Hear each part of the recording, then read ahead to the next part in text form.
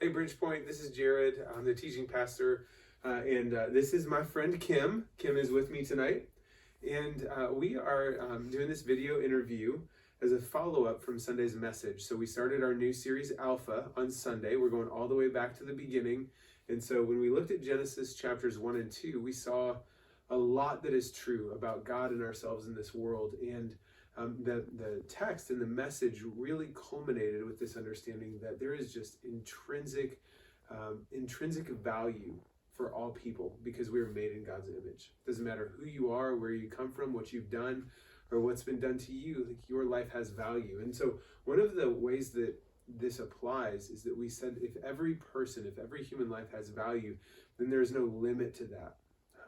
That from the very beginning of human life to the very end of human life, there's value. And this gets into kind of a difficult subject. And so Kim came up to me after the service to just talk about how personal of a matter this is. And so we wanted to, as she started to share some of her story, I thought, man, more people need to hear this. And so this is specifically for people who have experienced the struggle, the pain, the guilt or the grief specifically related to abortion. People who've been impacted by that. And so Kim, first, would you just introduce yourself, and then I can't wait for you to share some of your story with our friends. Sure. I'm Kim Carlone. My husband Jonathan and our 4 kids and myself have been coming to Bridgepoint about 2.5 years. We serve in children's ministry, and we love it here. Yeah. We love your family here, and it's been cool. You've had an impact on my kids' life back in the classrooms, and many others as well. And as I mentioned, Kim, you stopped me right after the message and just shared how personal this was, how important it was for you to be reminded of the truth of God. And so, I just want to invite you. Would you share a little bit of your story that you feel like may bless people who hear it? Yes. It's very personal to me. I never thought I would have an abortion.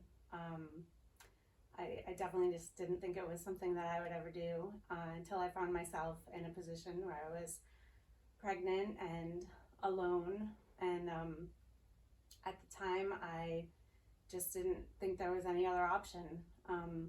My family, who I reached out to, they were encouraging me to have an abortion, saying that having a baby would ruin my life. So ultimately, I made the decision that I had an abortion. And afterwards, I was a mess for years. I suffered from depression, and I had just so much pain and guilt, and I didn't know what to do with it. I didn't know how to process it. So I just pushed it down deep, so deep that I would forget, and something would come up, like your sermon or just a conversation about abortion, and I would think, oh yeah, I did that, and Kim, how long ago was that? About 20 years ago. About 20 years ago. Yeah, and it was only a few years ago. Up until a few years ago that the healing started. So it was. Was faith a part of your life in that phase? At that time, no, it was not. But I had become a Christian, and many years actually had gone by as a Christian, where I told no one. Not even my closest friends knew that I had an abortion. It was kind of just something that I wanted to forget, but I couldn't. It was really affecting like every day of my life for years. It feels like this is something that that remains hidden. What do you think is? I mean, because everyone deals with their own sin, right? And yet there are some things that get pushed down deeper. It feels like this is one people feel like they have to be silent about it. Why do you think that is? I think there's just a lot of guilt, a lot of shame. For me, it was a lot of that. It was a choice. Like I had made a choice, and so I didn't have the right to the pain or the guilt or the grief. And so you said that in between that decision and now you became a Christian, you started to walk through that guilt and that grief in a very different way. What were some of the things that contributed to you experiencing the healing power of God? I remember that very clearly, that there was one day in my MOPS group. It was just a Christian group, mothers of preschoolers. A couple of women came from CareNet to talk, and they talked about their experience with abortion. And one woman was talking about having had 2 abortions, and that I just remember feeling like, wow, that's how I feel, and wow, those are some of the things I think, and like just the kind of the pain, the coping things that you do to deal with the pain. And I remember just feeling like, wow, like I feel like God sent these women here to talk to me today. And I joined a Bible study with other women. It was for abortion. Women who had been through an abortion, and just the healing started there with the just not feeling so alone anymore.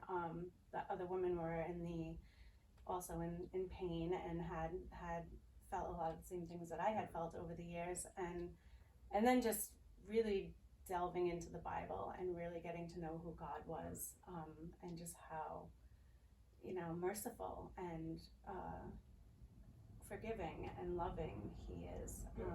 And it's been a journey. But it's been amazing. I'm still growing and learning more about Him every day. Kim, there's a lot of conversation about abortion right now, and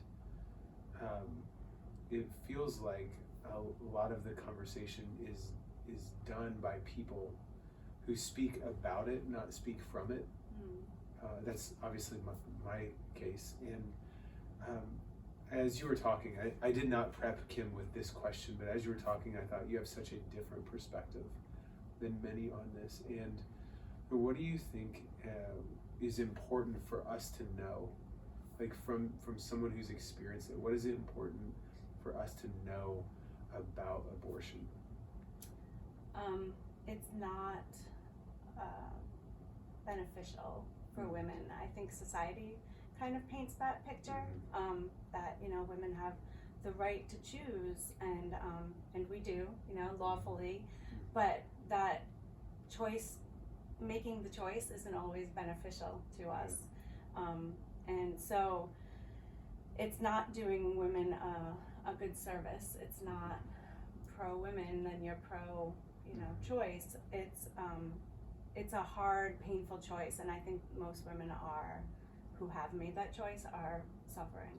A lot of them are, and so I think sometimes people can be a little harsh in their opinion towards abortion, and I think that just compassion and love and understanding, and that's why I'm here. That's why I want to share, because I want people to understand that it's not really a choice women want to make either. I was struck, after our brief conversation on Sunday, I was struck by the reality that valuing life doesn't make things easier.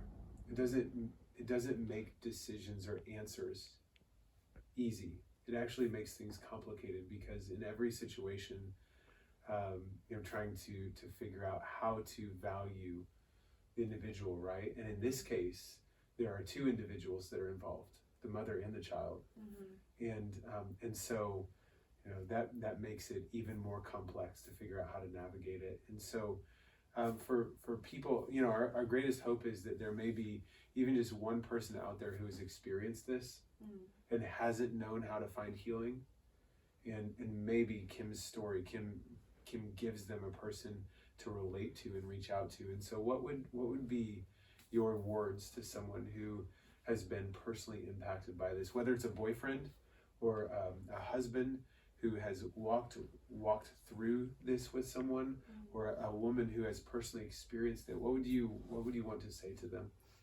I would say that God forgives you. He loves you so much, and He forgives you. And I think that there's hope for you, hope and healing, men and women, both of you. There's hope, and Jesus has come and given us this redemption, that we need, because God knew we would make choices that would cause pain. But there's hope and there's healing, and God loves you. Amen. Kim, you have contact with an organization that deals with this week after week. There's an organization in Providence called CareNet. It's an organization that is close to our hearts. We support it through the New to BP donations. Whenever people come, this is one of the organizations they can choose to support. And there are also times throughout the year that we draw attention to what CareNet is doing in the community. So can you just share a little bit about what CareNet does and why you believe in it so much? Sure.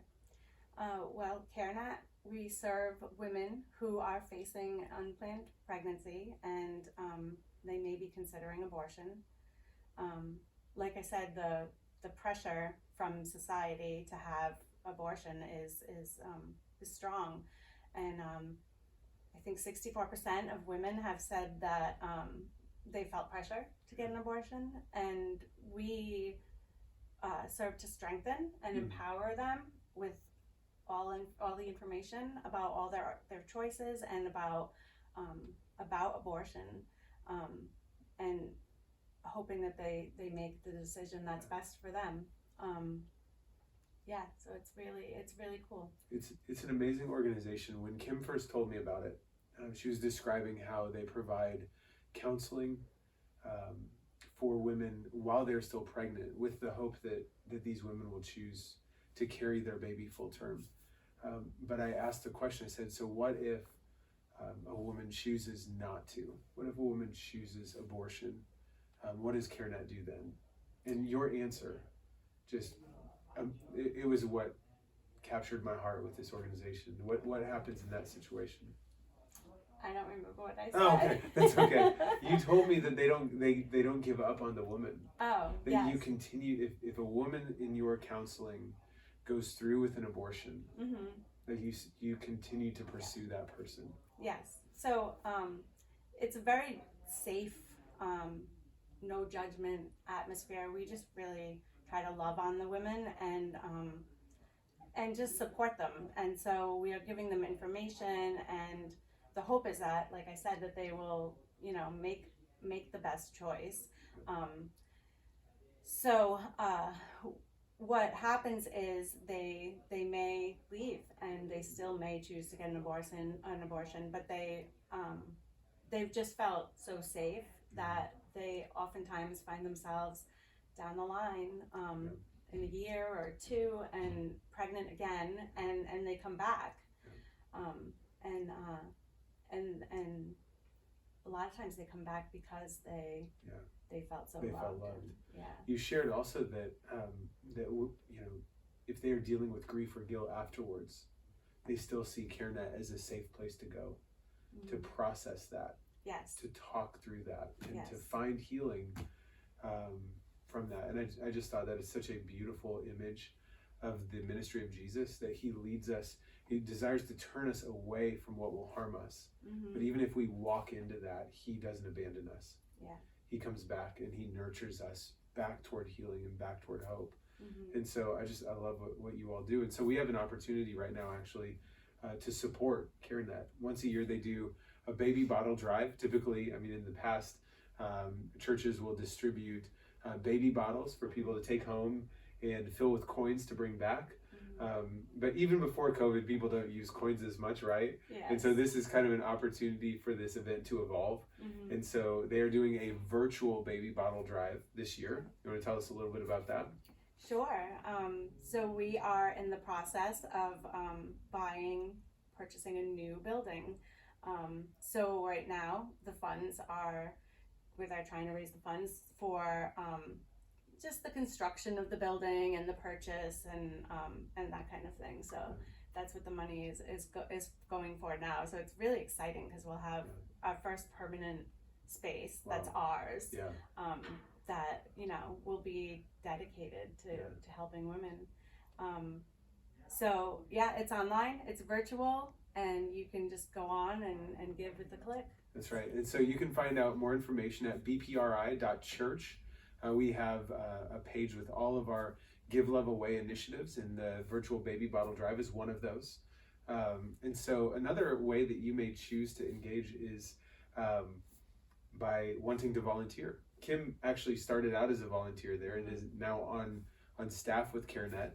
And so if you care about ladies, if you care about caring for ladies when they're going through personal crisis, then this may be a great opportunity for you to volunteer with Kim and with the team at CareNet. And so whether you want to volunteer at CareNet, or you are a person who has gone through crisis or who's going through it now related to pregnancy, we encourage you to reach out to us at care@bridgepointchristian.com, care@bridgepointchristian.com.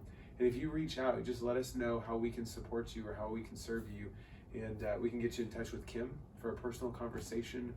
We can get you in touch with one of the pastors, or we can certainly just pray with you or for you with whatever's going on. But what we want you to know is whoever you are and wherever you are made in God's image. And so he has placed a value upon you that cannot be taken away. And we believe that about every life.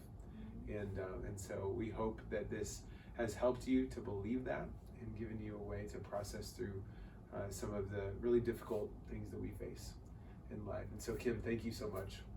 Thank you. Bridgepoint, we love you. And we'll see you later.